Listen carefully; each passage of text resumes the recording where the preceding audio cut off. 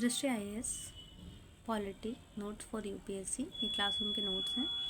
इसमें हम लोग फंडामेंटल राइट कर रहे थे, उसमें जो बाकी है उसको आगे कवर कर लिया जाएगा धीरे धीरे। फिलहाल डीपीएसपी करते हैं। डीपीएसपी में सर ने पढ़ाया था कि राज्य के नीति निर्देशक जो तत्व हैं वो भाग 4 के अंतर्गत आते हैं। ये आर्टिकल 36 से 51 तक दिए गए हैं, जिसका स्रोत जो है वो आयरलैंड है और 1935 के अधिनियम का निर्देश पत्र जो है वहीं से ये डीएसपी लिया गया है। और ये जो डीपीएसपी है ये शासन के लिए मूलभूत होते हैं। क्यों? क्योंकि इन्हें सकारात्मक निर्देश के रूप में लिया जाता है, क्योंकि ये नीति निर्माण की परिधि तय करते हैं। ये क्या करते हैं? राज्य को बताते हैं कि उन्हें क्या क्या कर्तव्य है, क्या क्या करना चाहिए राज्य को, ये चीज़ ये बताते हैं। यानी कि ये नीति निर्माण की परिधि जो सीमा है उसको तय करते हैं। कौन? डीपीएसपी। फंडामेंटल राइट और डीपीएसपी में जो है बेसिक क्या अंतर है? तो फंडामेंटल राइट जो है वो वाद्य योग्य, प्रवर्तनीय और बाध्यकारी है, जबकि डीपीएसपी जो है वो गैर वाद्य योग्य, गैर प्रवर्तनीय और गैर बाध्यकारी, यानी कि इसको कहीं भी न्यायालय में चुनौती नहीं दी जा सकती है इसके आधार पर। फंडामेंटल राइट जो है राज्य के विरुद्ध नागरिकों को प्राप्त होता है, जबकि ये जो है ये क्या है? राज्य के विरुद्ध नागरिकों को अधिकार प्राप्त नहीं होते, क्योंकि ये चुनौती नहीं दे सकते हम।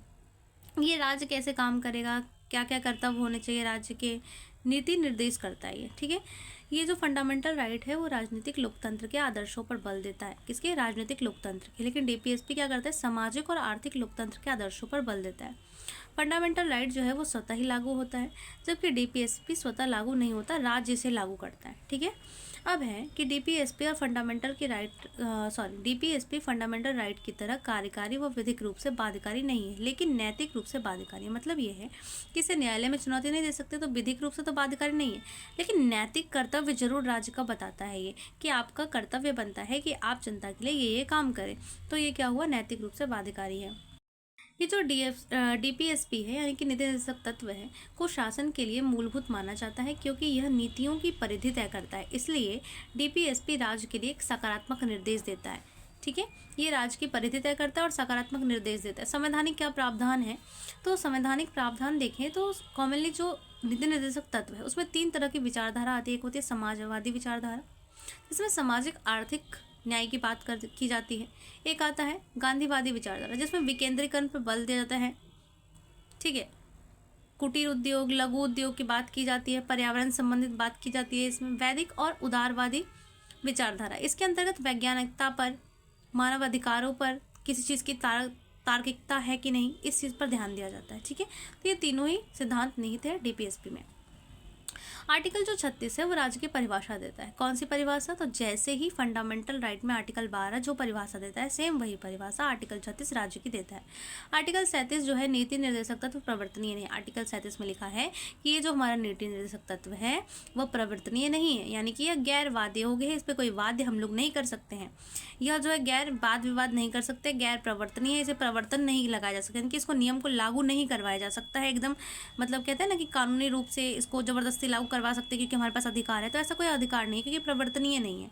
और ये बाध्यकारी भी नहीं है कि राज्य को करना ही होगा, ऐसा भी नहीं है। ठीक है, तो बाध्यकारी भी नहीं है।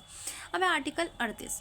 आर्टिकल 38 जो है वो कल्याणकारी राज्य की स्थापना करता है। इसका अर्थ इसका एक कहता है कि कल्याणकारी राज्य की स्थापना हो, इसके लिए सामाजिक, आर्थिक और राजनीतिक न्याय पर बल देता है। कल्याणकारी राज्य की स्थापना कब होगी? जब सामाजिक, आर्थिक और राजनीतिक न्याय होगा तभी होगी। और ये जो आर्टिकल 38 है इसका मतलब समाज की बात कर रहा है, तो समाजवादी विचारधारा का है। इसी में आता है 44वां संविधान संशोधन होता है, जिसमें 38(2) जोड़ा जाता है।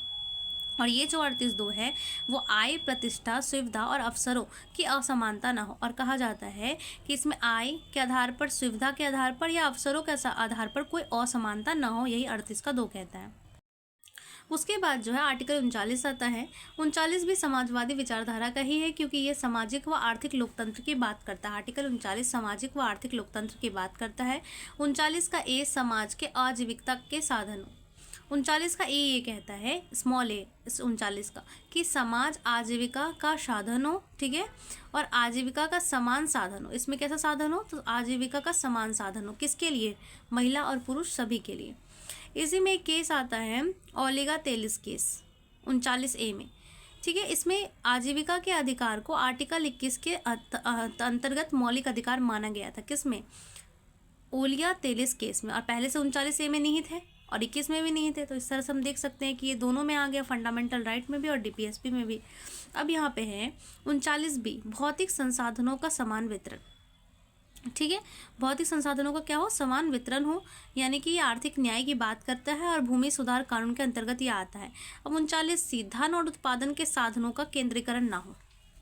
धन और उत्पादन के साधनों का केंद्रीकरण ना हो, इसका मतलब है कि विकेंद्रीकरण पे बल दिया जाता है, जो एक जगह पे साधन केंद्रीकरण ना हो। इसके लिए क्या काम कर किया गया, 14 बैंकों का राष्ट्रीयकरण किया गया, निजी संस्थाओं का राष्ट्रीयकरण किया गया, जिससे क्या हो, धन और संसाधन केंद्रीकृत ना हो। इंदिरा गांधी ने क्या किया था, 25वां संविधान संशोधन किया था इसी टाइम पे, और उन्होंने क्या किया था कि 31C जोड़ा था, जो डीपीएसपी यानी जो है 31C में ये कहा गया कि डीपीएसपी में 39B और 39C जो है उसको फंडामेंटल राइट के आधार पर चुनौती नहीं दी जा सकती। तो इन्होंने क्या कहा कि फंडामेंटल राइट से बड़ा होता है डीपीएसपी, 25वां संविधान संशोधन। फिर इंदिरा गांधी के टाइम पे ही 42वां संविधान संशोधन आता है और इसमें इन्होंने कहा कि सारे डीपीएसपी फंडामेंटल राइट से बड़े, यानी किसी भी डीपीएसपी को फंडामेंटल राइट के आधार पर चुनौती नहीं दी जा सकती। फिर आता है मिनर्वा मिल्स केस। जब मिनर्वा मिल्स केस आया तो इसमें यह बात कही गई कि जो डीपीएसपी और फंडामेंटल राइट है, इन दोनों का संतुलन, एक मूल ढांचा, यानी कि दोनों का क्या होना चाहिए, संतुलन, और यही क्या है, मूल ढांचा है। फिर आता है आर्टिकल 39 का डी। इसमें समान कार्य के लिए समान वेतन की बात की गई है, मेल और फीमेल दोनों के लिए। समान पारिश्रमिक अधिनियम 1976 इसी के अंतर्गत आता है, 39D के अंतर्गत ही समान पारिश्रमिक अधिनियम 1976 आता है। ठीक है, यहाँ पे आता है रणबीर सिंह केस, ये 39D में, यदि किसी महिला के साथ वेतन को लेकर अतार्किक भेदभाव होता है तो उसके आर्टिकल 14 का उल्लंघन माना जाएगा। ये कहा गया रणधीर सिंह केस में कहा गया कि अगर किसी महिला को अतार्किक रूप से उसके वेतन में कोई अंतर करते हैं तो वो आर्टिकल 14 का उल्लंघन माना जाएगा। तो ये डीपीएसपी भी हो गया और आर्टिकल 14 का उल्लंघन भी माना जाएगा। इस आधार पर हम इसको चुनौती भी दे सकते हैं क्योंकि ये फंडामेंटल राइट की बात हो गई। अब 39 का ई जो है वो बच्चों के स्वास्थ्य की बात करता है। 39 का एफ भी, 39 का एफ भी क्या कहता है कि बच्चों का विकास और गरिमा हो। ये जो 39 का एफ है इसको 42वां संविधान संशोधन के अंतर्गत जोड़ा गया था। अब आर्टिकल जो 39A है ये समाजवादी विचारधारा का है। 39A कैपिटल ए की बात कर रहा है। ये 42वां संविधान संशोधन 1976 में आया था और ये सामाजिक न्याय और निःशुल्क विधिक सहायता की बात करता है। 39A सामाजिक न्याय और निःशुल्क विधिक सहायता की बात करता है। जैसे नलसा एक्ट देख सकते हैं, राष्ट्रीय विधिक सेवा प्राधिकरण अधिनियम जो है इसका एग्जाम्पल हो गया, जिसमें लोक अदालत बनाए गए थे, है ना, सिविल कोर्ट जिसे कहते हैं, जहाँ पे क्या हो कि जो लोगों की जो छोटी छोटी जैसे टैक्स संबंधित या ऐसे चालान कटियाई से संबंधित छोटे छोटे जो मामले हैं उसको निपटाए जा सके लोक अदालत में। ठीक है, और उसके बाद न्याय मित्र योजना हो गया इसका एग्जाम्पल। उसके बाद है, ये सब सामाजिक न्याय को ही बढ़ावा देते हैं। आर्टिकल जो 40 है वो ग्राम पंचायतों का गठन की बात करते हैं। ये गांधीवादी विचारधारा है। गांधी जी हमेशा चाहते थे कि ग्राम पंचायत का गठन हो, पंचायती स्तर की हमारी सरकार होनी चाहिए। उनका ये कहना था, गांधी जी का कॉन्सेप्ट ये था कि सबसे अंतर क्या हो, हमारा ग्राम पंचायत हो, उसके ऊपर जिला पंचायत हो और उससे जो व्यक्ति चुना उनके द्वारा चुना जाए राज्य पंचायत, उसके द्वारा केंद्रीय पंचायत। लेकिन अम्बेडकर कहते थे कि नहीं, ऐसा नहीं होगा। ऐसा होगा हम ग्रामीण स्तर पर देंगे, निचले स्तर पे से ऊंचे स्तर तक देंगे तो क्या होगा कि नीचे स्तर पर भूमिपतियों का जो आधिपत्य है वो फिर क्या होगा, इससे जातिवाद बढ़ेगा और वो सही तरह से व्यवस्था नहीं चलेगी। तो दोनों जो थे एक दूसरे के अगेंस्ट थे। इस वजह से फिर हमारी संविधान सभा ने इसमें सामंजस्य की स्थिति अपनाई और दोनों के बीच का, यानी कि दोनों का कहा माना। तो फंडामेंटल राइट तो नहीं है, लेकिन डीपीएसपी के अंतर्गत यहाँ पे क्या किया गया, ग्राम पंचायतों का गठन डाल दिया गया। अब यहाँ पे जो है एम सिंधवी केस आता है जिसमें ग्राम पंचायतों से संबंधित था।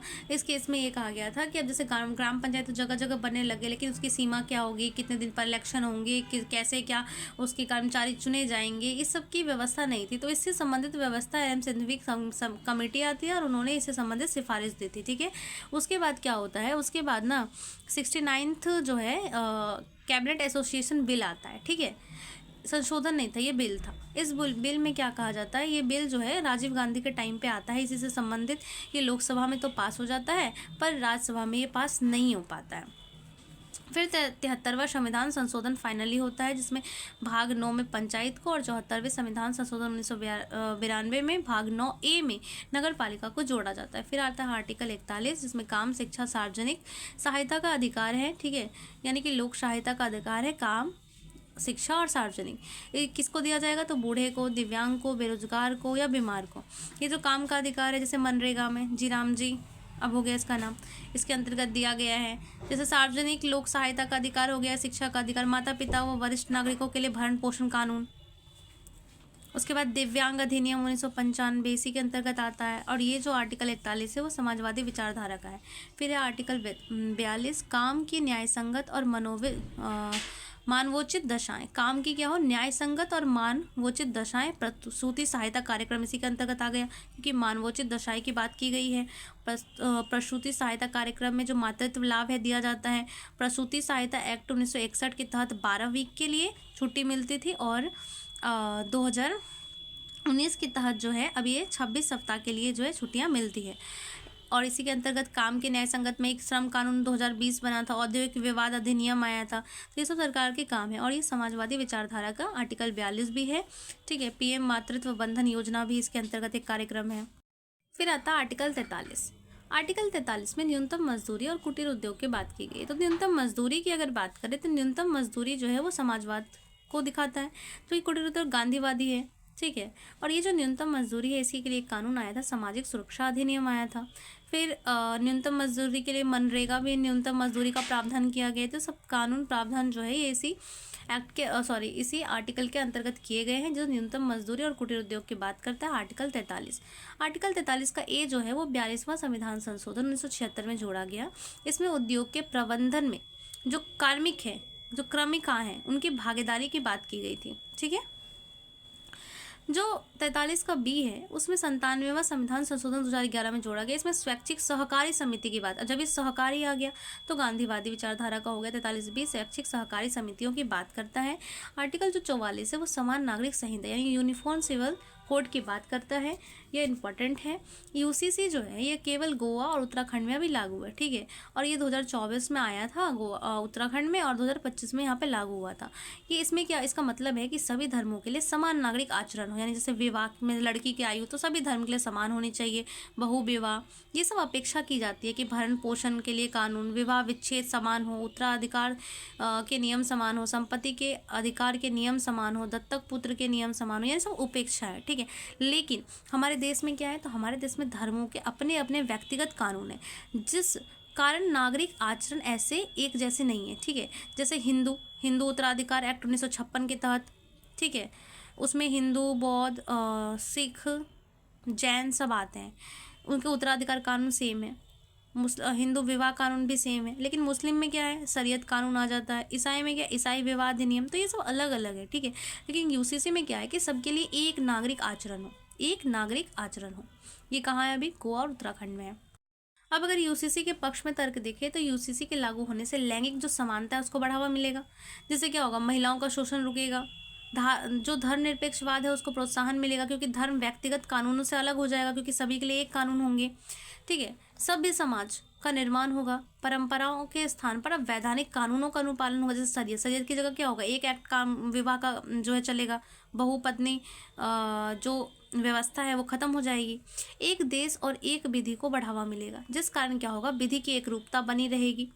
राष्ट्रीय एकता अखंडता में वृद्धि होगी, क्योंकि सबके लिए एक कानून होगा। नागरिक आचरण होगा वो तर्क संगत हो जाएगा, क्योंकि वो कानून के द्वारा दिया जाएगा। ठीक है, अब चुनौती क्या है इसमें, तो जनजातीय समुदाय में रीति रिवाज और परंपराओं का नकारात्मक प्रभाव पड़ेगा। जो जनजातीय समुदाय होती है उनके अंतर्गत क्या होता है कि विशिष्ट रीति रिवाज और परंपराओं को वो लोग बड़े ही श्रद्धापूर्वक वो क्या निभाते रहते हैं, और उसी के मतलब हम लोगों से काफ़ी पिछड़े होते हैं। तो उनके लिए इस चीज़ को छोड़ करके नया ये अडॉप्ट करना काफ़ी मुश्किल होता है। तो क्या होगा, नकारात्मक प्रभाव पड़ेगा। उसके बाद धार्मिक तथा सांस्कृतिक विविधता भी कमज़ोर हो सकती है, जिस कारण धार्मिक कट्टरवाद को बढ़ावा मिल सकता है। अब क्या होगा, धार्मिक और सांस्कृतिक विविधता भी कमज़ोर होगी। अब कहेगा कि ये हमारा धर्म नष्ट कर रहे हैं, ये कर रहे हैं, तो इससे क्या होगा, कट्टरवाद आ जाएगा। धार्मिक जो कट्टरवाद है उसको बढ़ावा मिल सकता है। कानूनों की संशोधन करना चुनौतीपूर्ण होगा, क्योंकि तुरंत उसमें आंदोलन होने शुरू हो जाएंगे। अल्पसंख्यकों के समक्ष पहचान का संकट बढ़ेगा। अब अल्पसंख्यक जो है अपनी क्या कहते हैं, अल्पसंख्यक का भी अल्पसंख्यक कैसे, अपने धर्म के आधार पर ही है। लेकिन ऐसे ही जैसे ये कानून लागू हो जाएगा तो अल्पसंख्यक अपनी पहचान ही कैसे कर पाएंगे। ठीक है, क्योंकि सबके लिए तो एक कानून आ जाएगा। फिर न्यायिक निर्णय देख लें, इसके रिलेटेड कौन कौन से आया। तो शाहबानो केस आया था, जिसमें भरण पोषण संबंधित केस था। ये सायरा बानो केस में क्या था, 3 तलाक तत्काल जो होता है उससे संबंधित ये केस आया था। फिर सरला मृदुगल केस आया था, दोहरी शादी को लेकर के ये केस आया था। तो ये सब क्या है, ये सब यूसीसी को लागू होने की जो आवश्यकता है उसको दर्शाता है। अब यूसीसी के लिए न्यायिक आचरण के संदर्भ में जागरूकता को बढ़ावा दिया जाना चाहिए, धार्मिक कट्टरवाद को रोका जाना चाहिए और जनजातीय क्षेत्रों में विविधतापूर्ण समाज के लिए इसे लागू नहीं किया जाना चाहिए। और इसे लागू करने के लिए सभी धर्मों में सर्वसम्मति यानी सब धर्म से पूछा जाना चाहिए ताकि भविष्य में इसका विरोध ना हो सके। फिर एक क्वेश्चन है मेंस का, इसको लिखना है कि समान नागरिक संहिता कुछ वर्षों से एक ज्वलंत मुद्दा रहा है। ऐसे कई कारक हैं जो बाधा उत्पन्न करते हैं, न्यायिक निर्णय सहित इसकी विवेचना कीजिए। नेक्स्ट क्लास में इसका नेक्स्ट पार्ट देखेंगे। Thank you.